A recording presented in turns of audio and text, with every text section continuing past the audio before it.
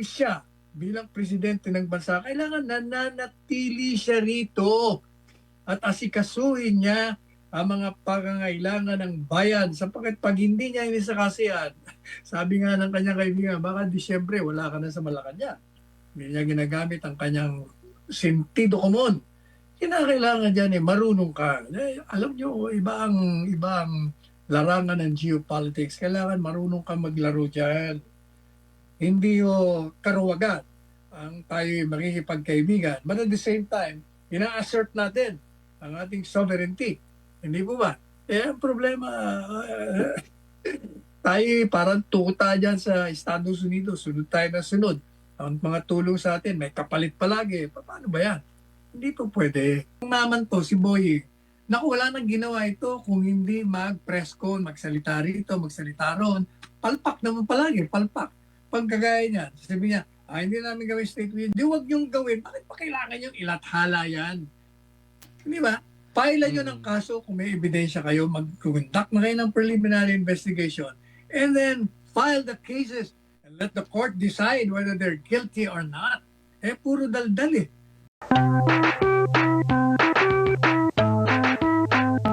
Okay, ginagawa ni Inday Sara, pinibisita niya yung mga kababayan natin sa Singapore at sa ibang lugar pa.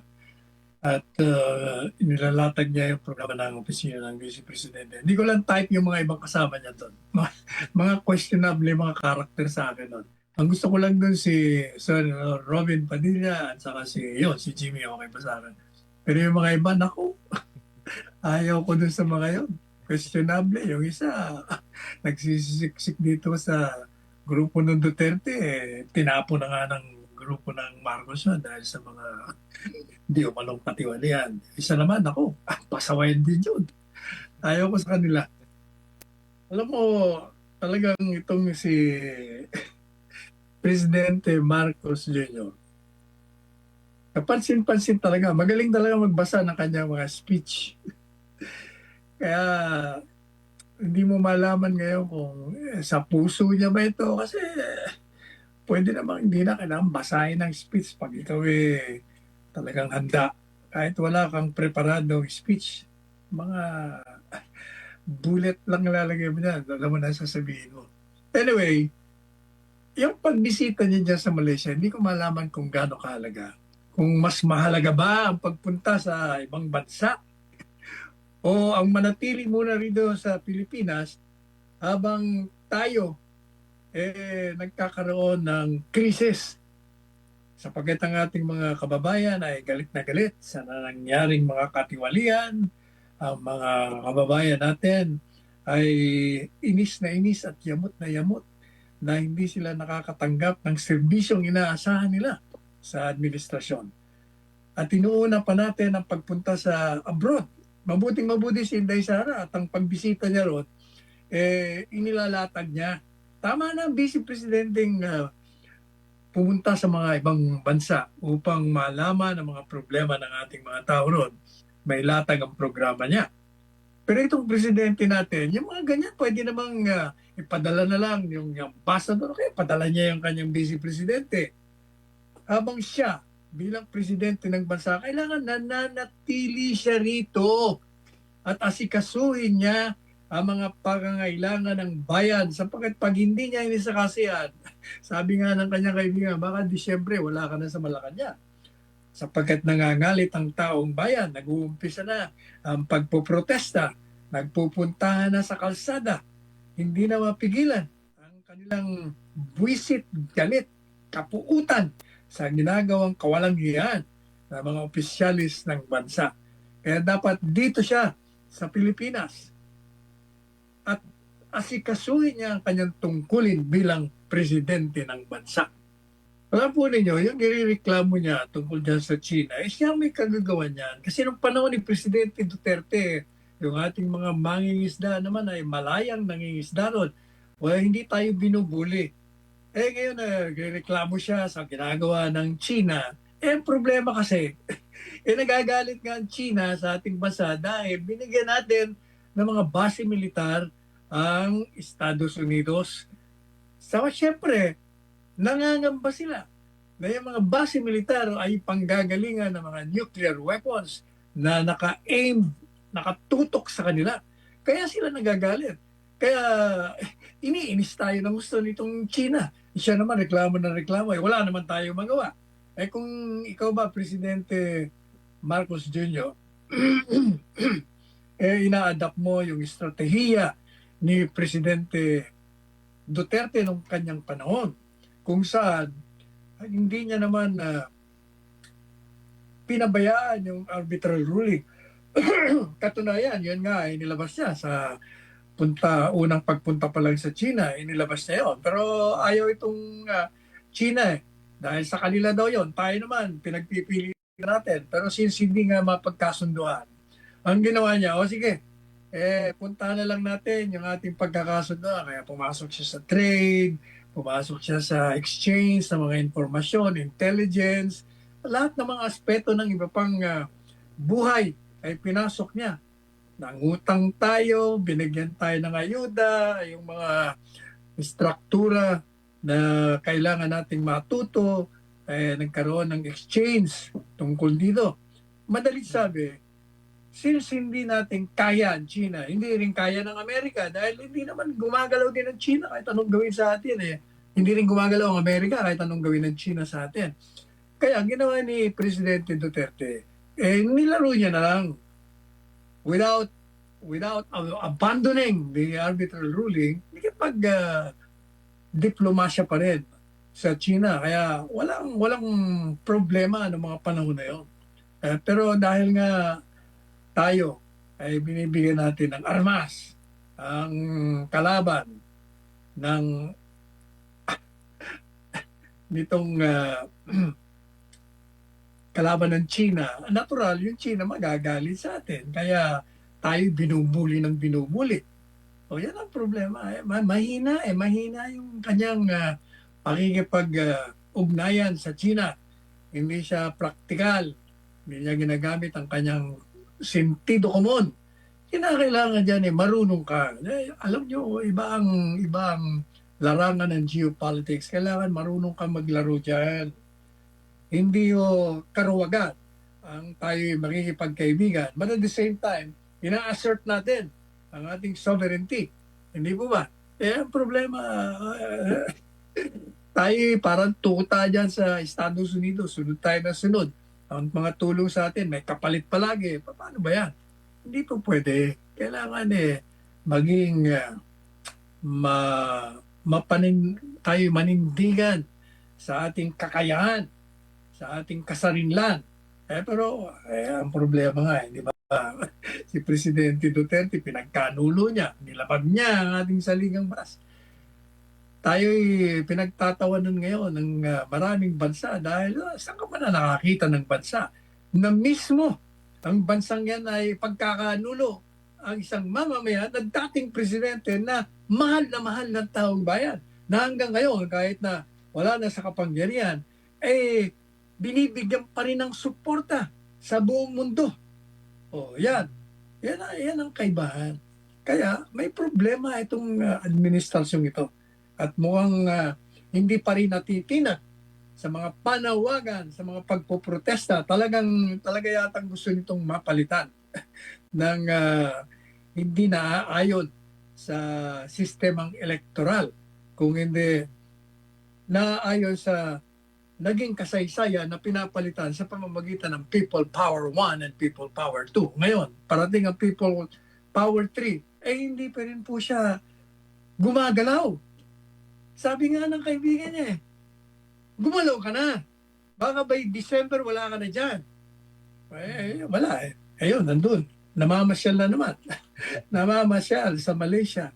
Naman anong mga diplomatic relations with other countries, pwedeng ipadala. Pwedeng ipadala mo ang foreign secretary. Pwede mo ipadala ang vice presidente o kaya ang isang special envoy. Wala mahina dumiskarte yung bata natin.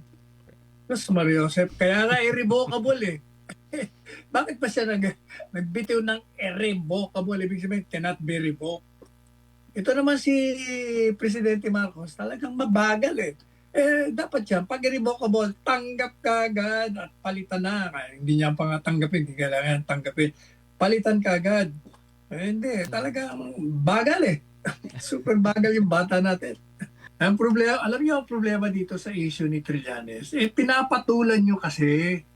Huwag yun ang patulan niya dahil walang pinapayag yan na totoo. Puro kasinungalingan ang pinapayag ni Trililing para lang siya maging relevant kasi repudiated na ho siya, discredited na. Ilang beses na ho siyang hindi pinanalo. Tumakbo ng senador, tumakbo ng mayor, lokal. Wala, hindi na ho siya pinapansin. Ito lang media kaya palibasa kasi yung mga anti-Duterte, pag nakakarinig ng magandang banat para kay Duterte, ako, pinapublish. Ito namang mga media, pinapatulan naman. Kasi kung ako lang, wala, huwag nyo nang pansinin yan kasi mayayamot lang kayo eh. Kaya lahat ng mga sasabihin niya, just ignore him. Alam nyo, the best way to fight an enemy is to ignore. Kasi ang pinakamasakit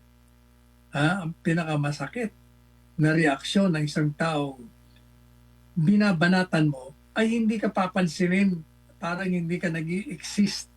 Pero pag pinatulan mo, naku, tuwan-tuwa yung mga yan. Tuwan-tuwa. Kaya tinan mo si Trililing. Tuwan-tuwa siya. Anyway, sabi niya, lahat ng sinasabi ko, lumalabas sa dyaryo, iniimbita ako sa mga telebisyon, sa interview sa radyo. Kaya, happy siya.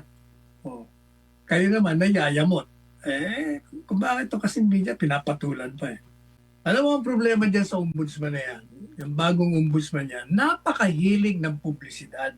Hindi ko maintindihan bakit umaga at hapon, gabi, nagpapapress ko, salita rito, salita doon. Palagi naman siyang palpak. Lahat palpak eh. Tingnan mo. Ano ba mga palpak niya? Yung sa dami ng palpak niya, nakakalimutan ko na yung ang pinaka-latest niya, of course, yung sinasabing reversal na hindi niya alam. Dapat alam niya kasi nasa sistema yon. Hindi niya muna pinag-aaralan eh. Saka hindi ko natatandaan kung itong si Morales, tapos si Martires, pareho ombudsman, at si Gutierrez na naging ombudsman din. Hindi naman sila tumatawag ng press kung trabaho lang sila ng trabaho. Pero itong naman to, si Boying, wala nang ginawa ito kung hindi mag-press con, magsalita rito, magsalita ron. Palpak naman palagi, palpak. Pagkagaya niya, sabi niya, hindi namin gawin state with, di wag niyong gawin. Bakit pa kailangan niyong ilathala yan? Di ba? Pailan niyo ng kaso kung may ebidensya kayo, mag-conduct na kayo ng preliminary investigation, and then file the cases and let the court decide whether they're guilty or not. Puro daldal eh. Puro publisidad. Yan ang problema. Ito namang media rin. Pareho din yung Kitriling, pinapansin nila at binibigyan ng importansya. Yan ang problema. Kaya dapat talaga magdeklara na ng revolutionary gobyerno. Para matigil na yung mga publicidad, mga publicity seekers na yan. May pakulong na. Yan. Tama kayo dyan, Attorney Sal. Kasi nga po, palaging tama po kayo kasi nung mga nakarang ombudsman hindi masyado nag-aano ng press con, pero ito siya. Kasi nga pinapatulan na yun ng media eh. Huwag nyo na kasi patulan yan si Rimulya, si Trililing at kung sino-sino pa. From Lintasha, anong hindi sinunod sa tukhang ang daming warning na naka-broadcast na ginawa at saka ano bang malay ni FPRRD doon sa mga pinatay na mga drug lord? Nagawa lang yan ng ICC kay FPRRD dahil kay Marcos Jr. Ulitin natin alam nyo yung digmaan sa droga. Talagang kaya nga digmaan eh. Pag sinabi mo digmaan, talagang it will be bloody.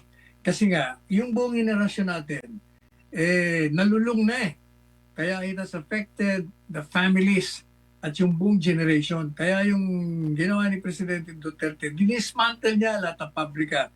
Talagang kamay na bakal. Ngayon, ang mga involved dyan sa drug operation, mga sindikato, siyempre ayaw nila yon. Kaya nagkaroon ng mga patayan dyan. Hindi pa nga nauupo si Presidente Duterte, nagkaroon ng mga patayan mga miyembro. Dahil nag-aaway-aaway sila sa teritoryo. Siyempre, pinapatay nila yung magiging mga whistleblower nila. Hindi po ba? Tapos, nung siya naupo na at yung mga involved sa drugs ay ayaw mapayapang sumama pag inaaresto, nagkakaroon ng barilan. O hindi ba? Kaya nagkakaroon ng patayan. Pero sa totoo lang, yung pong ginawang war on drugs ay nakabuti. Otherwise, kung hindi nakabuti yan, matagal nang tinanggal si Digong. Matagal nang nag-alsa laban sa kanya. Dahil madugo nga eh. Kung totoong maraming naperwisyo, ay hindi nakita nyo. Hanggang bumaba na, hanggang ngayon, mahal na mahal ng taong bayan. Kasi marami siyang niligtas. Milyon-milyon ang nilagtas niya. Samantalang yung mga napatay, yun ang mga talagang sumira sa lipunan natin, sumira sa kinabukasan ng mga kabataan. Yan ang katotohanan dyan. Kaya kahit yung tunghang na yun, hindi yung totoo na kakatok tapos papatayin. Hindi. Kaya ginawang programa yon para nga malaman natin at mapangalagaan natin ang mga pamilya dito sa mga drug addicts at mga drug pushers at mga drug lords. Yan po ang katotohanan dyan.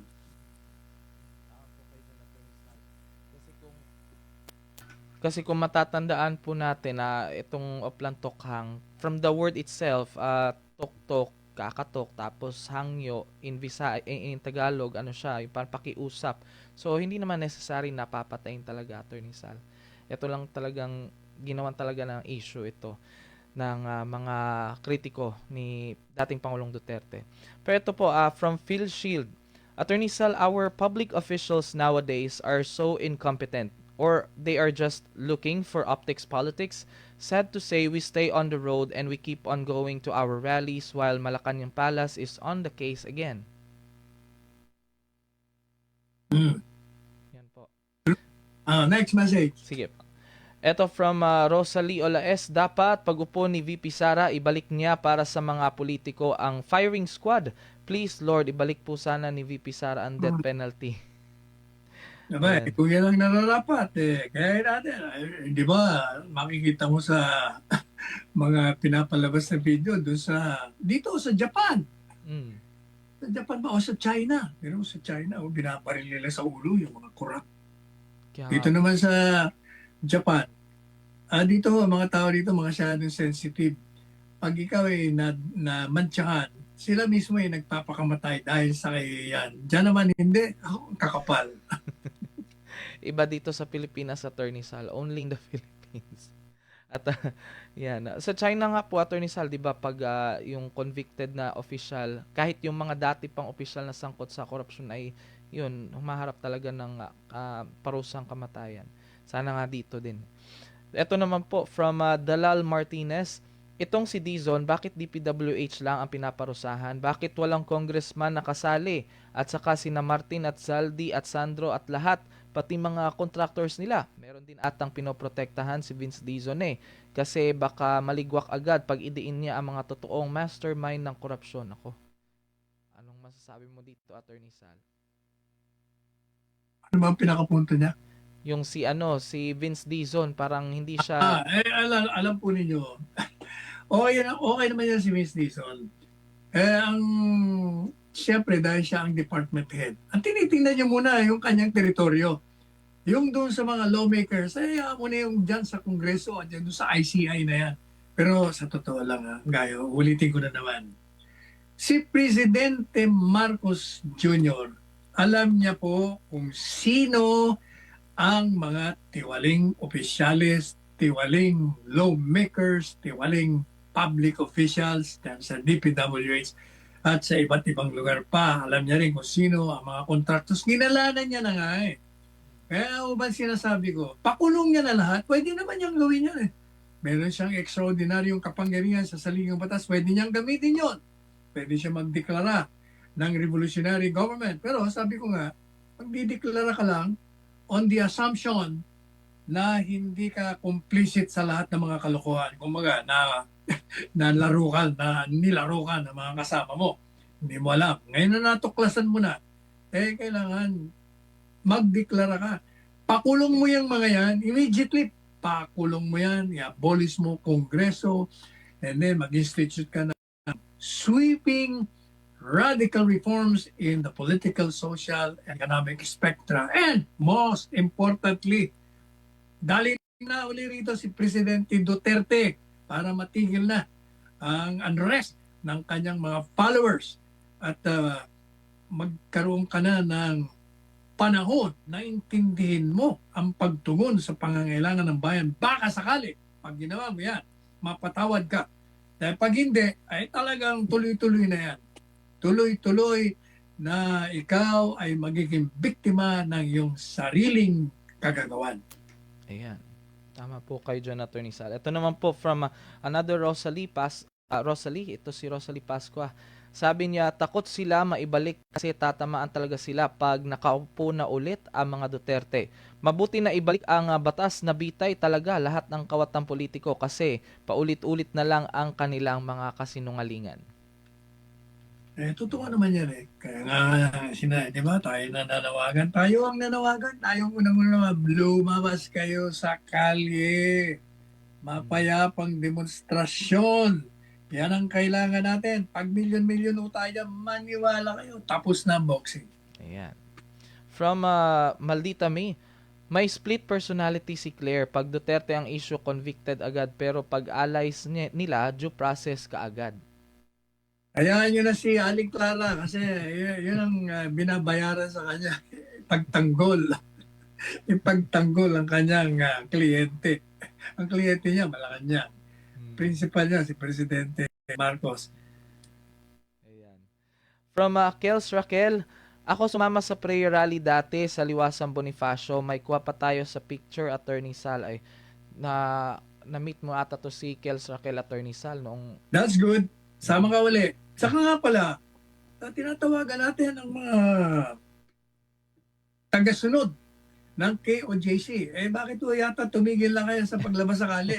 Labas na kayo sa kali. Uli. Samahan niya na yung INC, samahan niya yung kay Brother Eddie Villanueva, samahan niya yung mga Dilaw, samahan niya yung mga religious and business groups, samahan niyo mga DDS, samahan niyo lahat ng mga mamamayan para matapos na ito. Naku, wala nang katapusan ng paghihirap ng bayan at pagnanakaw sa pera ng bayan. Ayan. Sige lang, Attorney Sal, kasi pag yan, makikisa din tayo dyan, Attorney Sal. Hintayin lang po ng mga iba nating kababayan. From Mark Hubilia, may problema sa mga nakapwesto, lantaran na ang pagbaliktad sa katotohanan. Kawawa ang mga vlogger, puro naaaresto, pero yung mga malusog na buhayan nakapag-party pa. Yan. Hindi lang party. Sila ay nagpapakasasa sa kanilang mga nakaw na kayamanan. Sila ay, nandun na. Yung isa nasa Portugal, yung iba sa Spain, yung iba nandito. Baka nandito sa Japan yung iba. Walang yan talaga. No? Ayan. From Sara Nakamura, ito si Sara Nakamura, Attorney Sal, taga Japan po yan. Nandyan yan sa ngayon. Yung gobyerno po ni BBM ay wala silang pakialam sa mga rally. Rally kasi nasa isip ng mga kawatan ay magsasawa din ang mga nagrarally basta wag lang pansinin. Yan po ang nakikita ko sa gobyerno na ito. Hindi na po protect the people ngayon. Protect the magnanakaw and the buaya na. Bantay sa lakay sa kaban ng bayan. Hindi nagsasawa. Paano magsasawa? Hindi pa nga sumasama yung iba. Hindi pa nga nagkakaroon ng araw-araw o kaya at least linggo-linggo. Maghintay ka at papunta tayong lahat dyan. Abangan nyo November 13 yan. Napakahalaga yung date na yan. Sapagkat lahat, wala nang mga grupo-grupo dyan. Magsasama lahat siya sa isang malawakang rally na binubuo ng mga lahat na labag o kontra sa korupsyon. Ayan. Hindi natin alam, Attorney Sal, baka yan na yung pinaka maraming atin ng rally. We don't know, pero sana. Sa akin, hindi. Umpisa pa lang yan. Yan, napakalawak niyan. Pag hindi pa, pero dapat kasi yung ganyang kalawak na rally, dapat hindi lang minsan. Mm. Kasi dahil nung nagsisimula pa lang, di ba sabi ko sa inyo kami po noon, labang kay Presidente Marcos Sr., 21 anyos, 21 taong kami nag-rally bago nagkaroon ng people power. Ito, ilang ano pa lang ilang linggo pa lang Pero mangyayari yan. Basta mapayapa lang, okay na okay yan.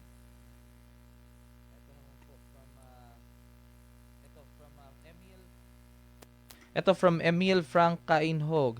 Hello, Mr. Panelo. Oo naman kasi nakalaya sila. Tapos noon nakalaya din dahil sa insertion at ginagamit ang unprogrammed funds. Kasi laya kulong gaya ng kay Dilima case. Baka makalaya na naman yan dahil sa due prudence or due process yata ang ibig sabihin. Baka kung makulong sila, makakalaya na naman sa next term kasi sa karapatan kuno nila. Hay nako, sana patawan na lang ng malaking hatol at hindi dapat makalaya. Dahil pag nagkaroon ng pagbabago ng regime, tapos na ang maliligayang araw nila. Ayan.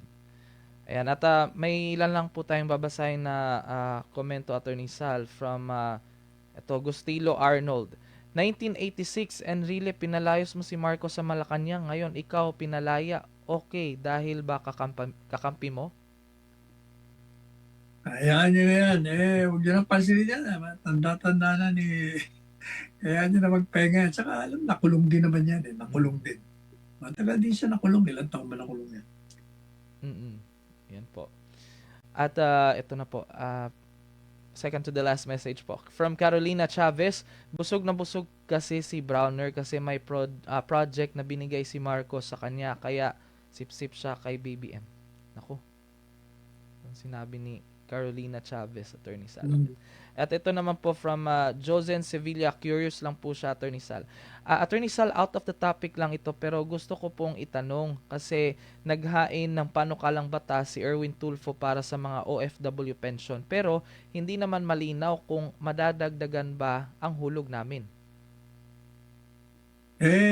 Yan ang problema kasi. Pag hindi ka naman sanay, hindi ka abogado, wala kang karanasan, talaga kahit na nakalusot ka sa Senado, pagdating mo sa Senado, magmumukha ka rin magmumukha kang Tanji Ayan nga po, yun nga po yung nabanggit niya na law bending, yung parang nabebend yung batas para sa ikasasayan ng Di ba?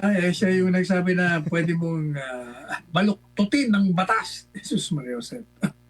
Ang daming nag-react no ng mga Attorney Sal, kahit yung mga law students kasi nga pinag-aaralan yung batas tapos sasabihin lang ng lawmaker na Hindi ba pati si Boying umayon siya doon kaya hindi nga karapat dapat maging ombudsman yan